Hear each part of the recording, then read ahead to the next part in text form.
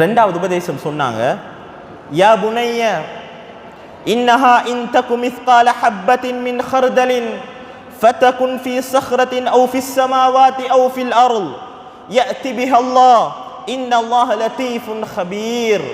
மேலான பண்பாட சொல்லி கொடுக்குறாங்க.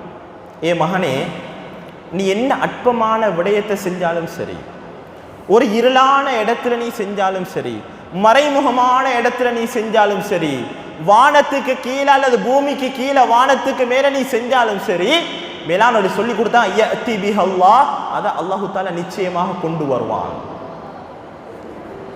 நான் பார்க்கிறேன் என்றதுக்காக வேண்டி மட்டும் நல்லது செய்யாத, நான் பார்க்காம இருக்கக்கூடிய நேரத்திலையும் நீ நல்லது செய்.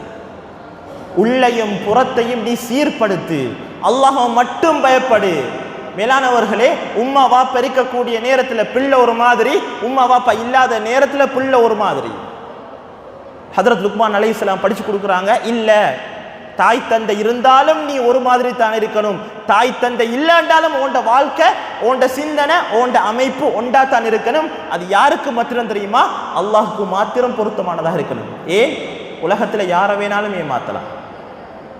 உம்மாவை ஏமாத்தலாம், வாப்பாவை ஏமாத்தலாம், உம்மாக்கு ஒரு கண்கட்டு போடலாம், வாப்பாக்கு ஒரு கண்கட்டு போடலாம். மேலே படைச்சவனை யாராலும் ஏமாற்ற முடியாது. இந்த ஈமான இந்த பண்பாடை பிள்ளைகளுக்கு ஊட்டி கொடுக்கணும். நாங்கள் இந்த உணர்வை பிள்ளைகளுக்கு கொடுக்கணும். அப்பதான் ஊட்டையும் புள்ள ஒழுக்கமாக இருக்கும், வெளியையும் புள்ள ஒழுக்கமாக இருக்கும். நாடு கடந்து போனாலும் அந்த ஈமான், அந்த யகீன், அந்த இறைவனுடான தொடர்பு, பயம் அந்த பிள்ளையை பாதுகாக்கும். இல்லை என்று சொன்னா, யாரும் எங்களை பார்க்கலன்னு சொன்னா, யாரும் எங்களை கண்காணிக்க இல்லைண்டா, யாரும் எங்களுக்கு கேள்வி கேட்கறதுக்கு யாரும் இல்லைண்டா, ஏண்ட மனசு என்னத்தை விரும்புதோ நான் அதன் பக்கம் செஞ்சு கொண்டு போவேன்.